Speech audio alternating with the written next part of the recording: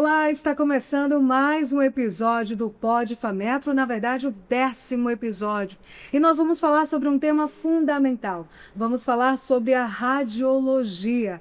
Quais são os avanços, quais são os desafios e a importância para a saúde. E eu não estou sozinha. Eu estou com alguns dos nossos convidados e para apresentá-los, desde já eu estou aqui com Raísse Souza, ela que é professora da Fametro, tecnóloga em radiologia, atua nas áreas de medicina nuclear e densitometria óssea. Quase que não saiu, professora, mas saiu. Seja muito bem-vinda. Obrigada, boa noite. Muito obrigada por estar aqui e sempre convidada por vocês. Temos aqui também a professora Michele de Souza, ela que é tecnóloga em radiologia, especialista em docência e atua como professora também na Fametro. Seja muito bem-vinda, professora. Obrigada, sim, é uma honra estar aqui e agradeço muito pelo convite. E também temos aqui o acadêmico de radiologia que está no 5º período, Vinícius Santos. Vinícius, muito bem-vindo. Obrigado. Gente, e já vamos para o primeiro assunto, né, do bloco, que é como é que está o profissional hoje em dia no mercado, né? Quais são os maiores desafios que ele tem enfrentado? Mas antes da gente falar desses desafios, para quem está em casa, quem é o profissional de radiologia? Professoras? Eu respondo, você responde. Posso responder, né? O profissional Perfeito. de radiologia é aquele profissional que contribui para a área médica, a área tecnológica. Nós temos a radiologia inserida não só na parte médica, como na industrial. Hoje nós temos a questão da veterinária, que está em avanço no nosso estado. Com relação à odontologia, a radiologia também está inserida. Então, a radiologia ela atua juntamente na parte médica em geral, com relação ao diagnóstico, com relação ao terapêutico. Então, assim, os médicos, eles precisam de diagnóstico para fechar melhor um tratamento para um paciente, e a radiologia, ela contribui amplamente nesses aspectos, trazendo o diagnóstico por imagem. E lembrando quem está em casa, pessoal, existem alguns dados aqui que a nossa produção trouxe, que é do Conselho Federal de Medicina, que diz o seguinte: hoje mais de 70% de todas as decisões clínicas no Brasil dependem de exames de imagem. Tem outros dados ainda. Segundo o Ministério da Saúde, há um desafio enorme quando se diz respeito aos aparelhos de imagem, porque no Sul e Sudeste existe um aparelho de imagem para cada 3.000 habitantes. Na região Norte, esse número cai para um aparelho para cada 12.000 pessoas. Isso já mostra um dos desafios que a radiologia enfrenta no Amazonas, né, professora?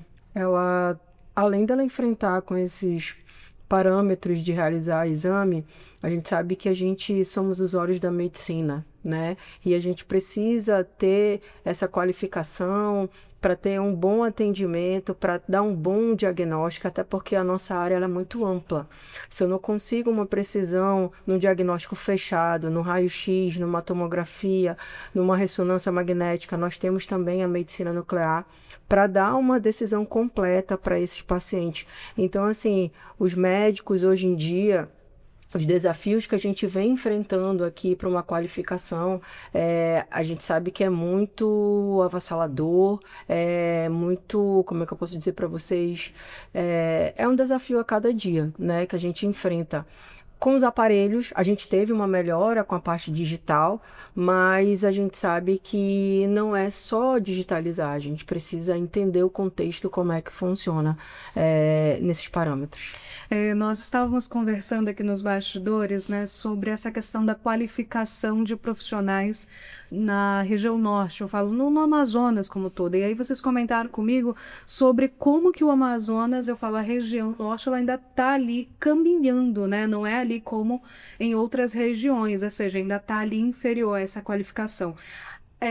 Eu queria saber de vocês, até mesmo, professoras, por que esse cenário, né?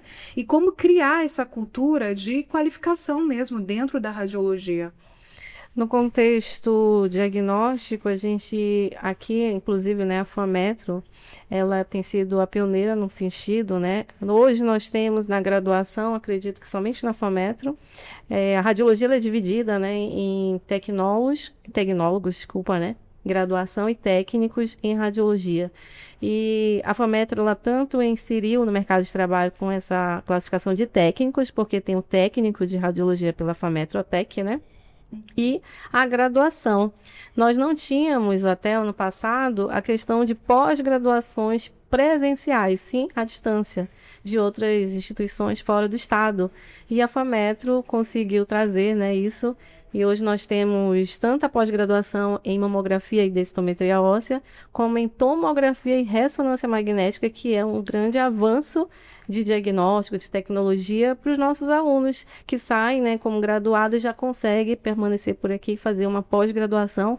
Por isso que a gente tem esse déficit aí de desenvolvimento educacional, porque aqui não tínhamos ainda esse acesso e graças à FAMetro nós estamos tendo. Que legal, e isso já mostra um certo avanço, né? E acho que até mesmo o Vinícius pode começar a responder conosco em relação, por exemplo, esse profissional hoje. Quais são os avanços que ele começa a notar conforme o passar do tempo? E aí? O que vocês têm como maior avanço para nos falar dentro dessa área? Eu acredito que depois do Covid, a radiologia ela ficou com uma outra visão. Até para você dar um diagnóstico fechado para um paciente. E veio a reformação, né, que a gente fala que é uma proteção radiológica, implementando diretrizes para mudar do convencional para o digital, até porque com essa mudança a gente começou a trabalhar também com a famosa IA, né? A gente tem um olhar clínico, até porque a gente leciona para isso e eu como estudante, a gente estuda para ter uma visão diferente, porque a IA ela veio sim para ajudar, mas eu falo que é para um laudo médico, não para ter uma visão de uma análise de uma imagem. Porque a gente precisa entender o contexto anatômico, a gente precisa entender o contraste que faz aquela imagem, os cortes axial, sagital e coronal e a visualização em tempo real de cada exame que a gente faz. Isso não vai ser a IA que vai responder. Isso vai ser o profissional que está estudando, se capacitando para isso e o profissional que vai se atualizar cada vez mais. Claro, a gente consegue complementar um com o outro, mas não falar que a IA vai substituir uma mão de obra que somos nós estudando para cada vez mais ter uma qualificação melhor. Eu estudei fora, né, todas as especializações que eu fiz no tempo que eu formei, eu tenho 19 anos de formação acadêmica, eu procurei me qualificar aqui em Manaus, mas infelizmente não tinha no tempo que eu me formei. Então eu busquei outros conhecimentos fora. O que mais me relatavam, Manaus é muito longe. Manaus é o meio do mato, Manaus é diferente de chegar por conta de qualificação.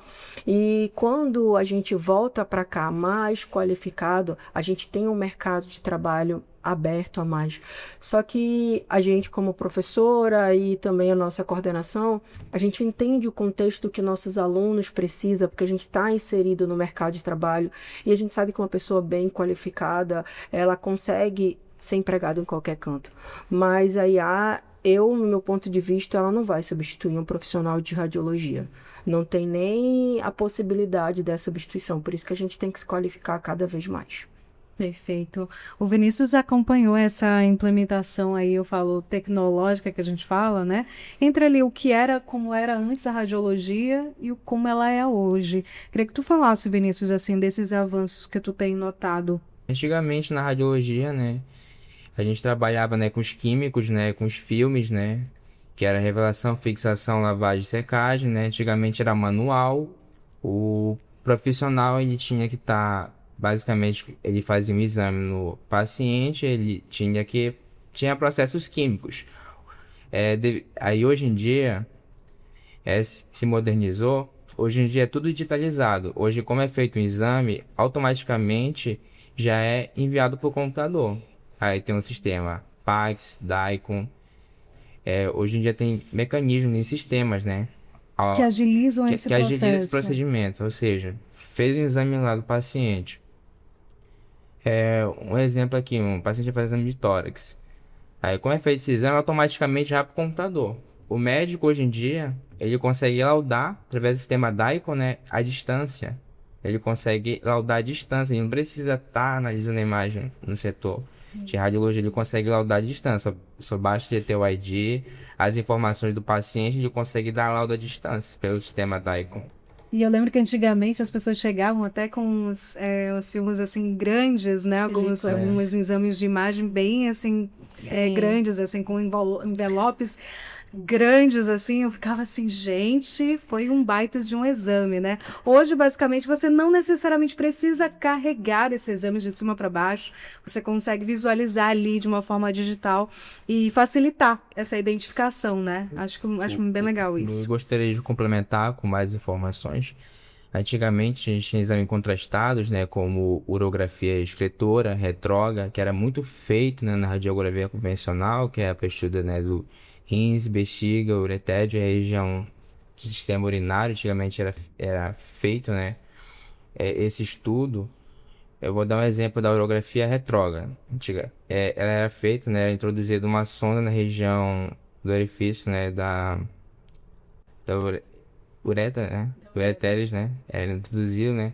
Que era um método indolor e muito invasivo. E tudo isso era feito, né, na radiologia convencional. Isso era muito feito, bastante feito.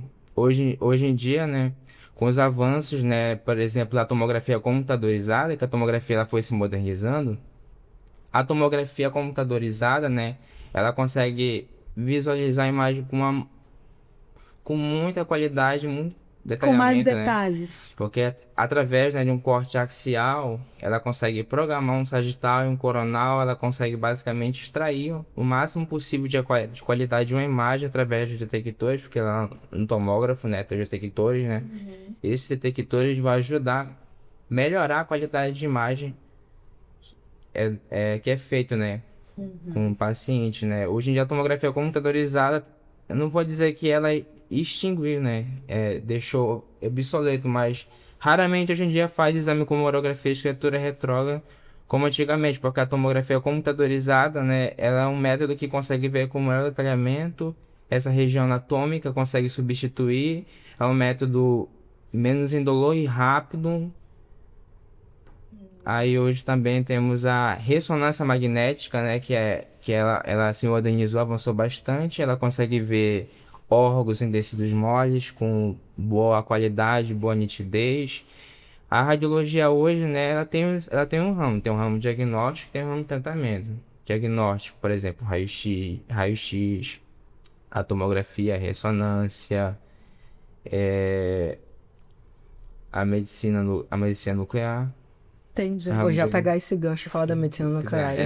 Diagnóstico. Entendi. Hoje já tem áreas diagnósticas, né? Tem parte de tratamento. Mas hoje em dia, né, a radiologia avançou bastante, né? Integrando a inteligência artificial, com a evolução, foi melhorando cada vez mais. Perfeito, entendi. E já falando justamente o que o Vinícius está comentando sobre essa diferença, eu queria que vocês falassem para mim qual é a diferença entre essa radiologia diagnóstica e essa intervencionista. Posso falar do diagnóstico e aí ela já fala do intervencionista. Pode. Vamos lá. Como o Vinícius falou pra gente aí, com relação ao diagnóstico, nós temos exames que nos trazem diagnóstico. Que a gente tem, como ele falou, a ressonância magnética com tecidos moles, ela é muito eficaz para o diagnóstico, como até mesmo a depressão. Hoje nós temos estudos que eles revelam a ressonância magnética e eles também estão desenvolvendo estudo para ver se futuramente ela consegue diagnosticar o autismo, que ainda não conseguimos, mas futuramente, quem sabe, né? A ressonância magnética pode ser inserida nesse diagnóstico. A questão da tomografia, a questão de raio-x, que é o nosso pioneiro de exames. Nós temos a densitometria óssea, que é uma questão diagnóstica. O médico precisa ver um diagnóstico tanto laboratorial, pelas análises clínicas, e como diagnóstico, que a radiologia entra com o diagnóstico. E a intervencionista já é um outro mecanismo dentro da radiologia que o profissional ele atua, tanto no diagnóstico como na intervenção por radiação, que a minha amiga vai falar aí. Bom, a radiologia intervencionista, além da gente ser os olhos da medicina, ele é um guia para um tratamento. Então, o paciente ele já foi diagnosticado na radiologia diagnóstica, na tomografia, na ressonância, no próprio raio-x, e o médico precisa tratar esse paciente, como, por exemplo, um paciente cardiovascular, um paciente cardíaco que precisa fazer a colocação de um stent, colocação de um marca-passo, porque a gente tem uma visão que na realidade acontecia muito antigamente, fazer uma cirurgia de peito aberto, de barriga aberta, porque a gente precisava investigar como é que ia proceder com essa cirurgia. Hoje não, com a radiologia intervencionista e a gente vendo em tempo real como é que está funcionando esse órgão, consegue-se tratar esse paciente para uma intervenção. Já está dizendo, radiologia intervencionista, o guia de uma intervenção para dar um tratamento adequado para esse paciente. Só pegando um gancho que o Vinícius falou, como a gente muda muito assim de diagnóstico e tratamento, eu trabalho com a medicina nuclear. E a gente consegue ver a funcionalidade, como ele falou, do rim, como que ele está depois que o paciente tem uma hidronefrose, tem um rim de ferradura, o paciente ele foi colocado novamente o rim, que fez o transplante renal, porque a gente consegue entender o contexto, se vai funcionar o sistema urinário ou não, o sistema reprodutor, tanto feminino quanto masculino, que a gente já trabalha através de uma radiação, já é totalmente diferente do própria radiologia convencional. Ela já se torna uma radiologia de intervenção. Então a gente tem essa análise de estudo. Uma eu vou diagnosticar e a outra eu vou intervir para fazer o tratamento adequado para esse paciente. Perfeito. E são tantos detalhes, né, que a gente começa a perceber que até mesmo, por exemplo, já que a gente está falando desses avanços, com o uso da tecnologia, isso acaba até facilitando muito do entendimento das pessoas, né? Assim, acerca dos exames, assim, para esclarecer mais ali alguma imagem. Mas a gente também tem um desafio que é, por exemplo, o uso de inteligência artificial na manipulação de alguns laudos. E eu queria justamente conversar com vocês sobre isso. Quais são ali os desafios éticos, especialmente, eu falo, e o técnico, ao usar a inteligência artificial no laudo radiológico, né? Porque às vezes isso pode, inclusive, influenciar na alteração, na manipulação de algum exame. O que vocês pensam sobre isso? Eu acho que o olhar clínico eles não vão ter, como eu falei. A gente tanto estuda para ter esse olhar clínico. Claro, a gente não vai dar laudo, né? Porque às vezes as pessoas acham que porque a gente faz o manuseio do exame, processa o exame, a gente vai laudar. Não, a gente nem pode fazer isso. Mas aquele olhar da gente entender o contexto de uma patologia, até a anatomia de estudo, a IA ela não vai fazer. Porque não tem como eu pegar a IA para transformar. Porque quem está fazendo os exames somos nós. Ele pode até ajudar no laudo médico, para o próprio médico, mas o olhar clínico e crítico, ela não vai conseguir ter. Perfeito. No contexto da minha, né, na minha concepção sobre esse assunto, eu sou professora de TCC na faculdade e já vi alguns alunos, né, trazendo sobre esses dados, a IA no diagnóstico. E um dos pontos é que realmente eles conseguem fazer um pré-laudo, mas não o laudo definitivo. Ainda assim, o médico precisa, né, confirmar, concordar, né? Então, passa sempre pelo médico. Como a professora falou, nós somos os executantes. A radiologia é executante de exames, mas não de laudos. É o médico radiologista quem emite os laudos. E nesse contexto, a IALA tem contribuído muito para a medicina nesse aspecto de dar um pré-laudo.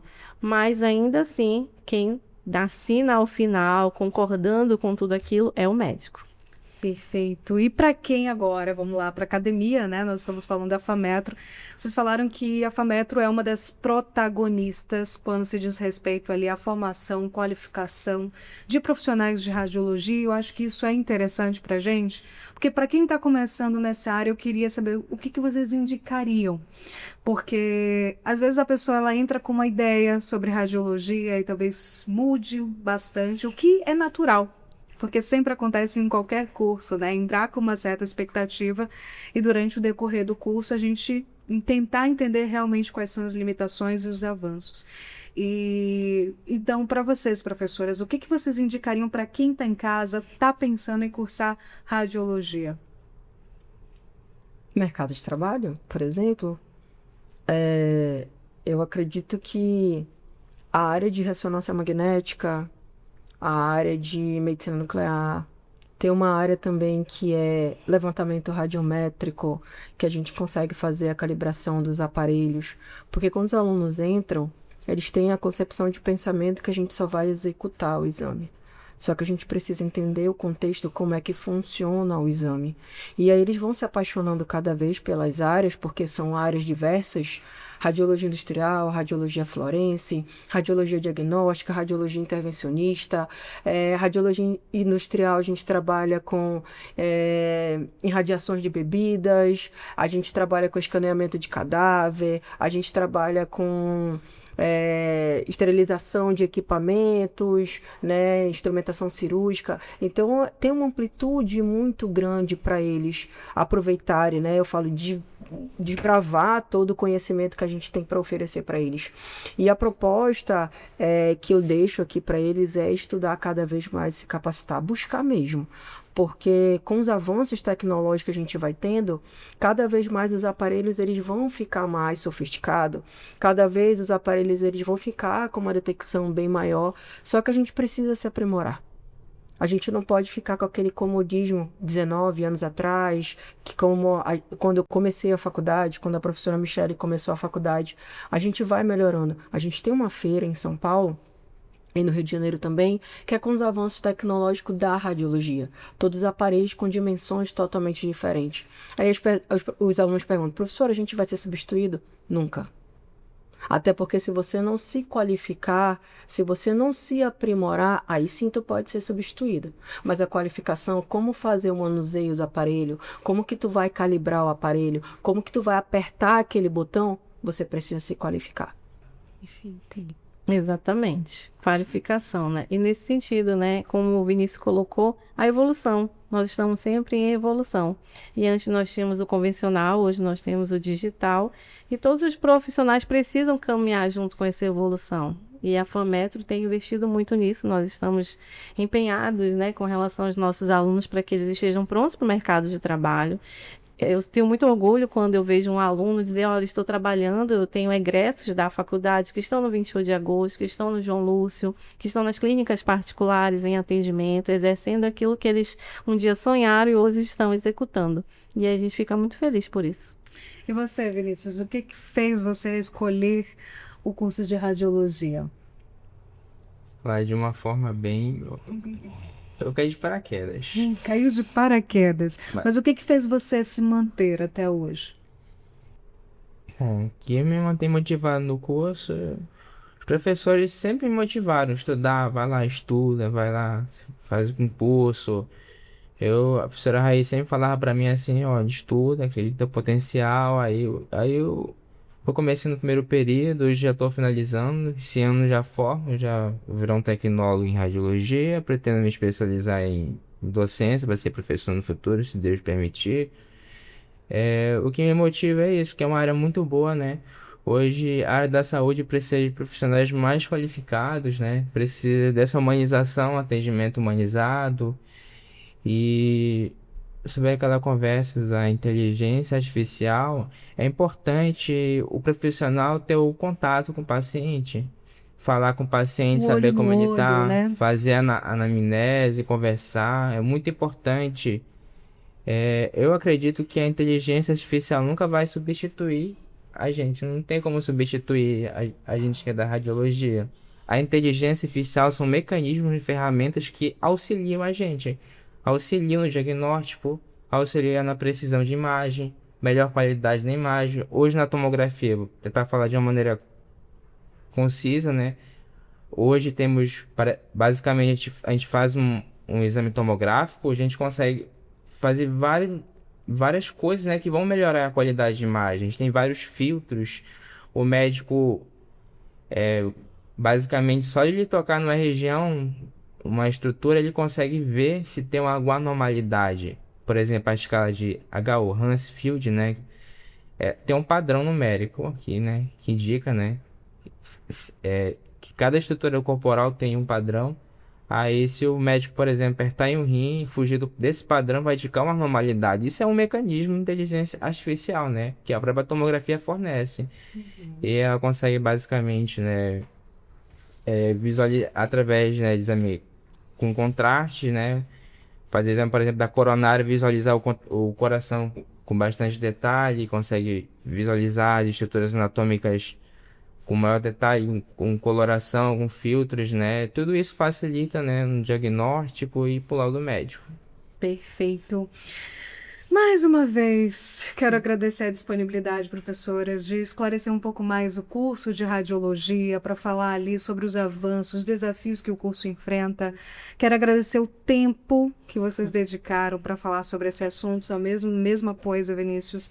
E lembrando sempre, né, que para quem está em casa, há essa possibilidade de você se qualificar, né? Na FAMETO, por exemplo, quando a gente fala de protagonismo, e que bom que existe um espaço em que o amazonense que está em casa pode, né, procurar e pode se aperfeiçoar na área. Então, gostaria muito de agradecer a presença de vocês, tá bom? Muito obrigada. E para você que está em casa, se você gostou desse programa, curta aqui o nosso vídeo, se inscreva no nosso canal e a gente se vê no próximo episódio.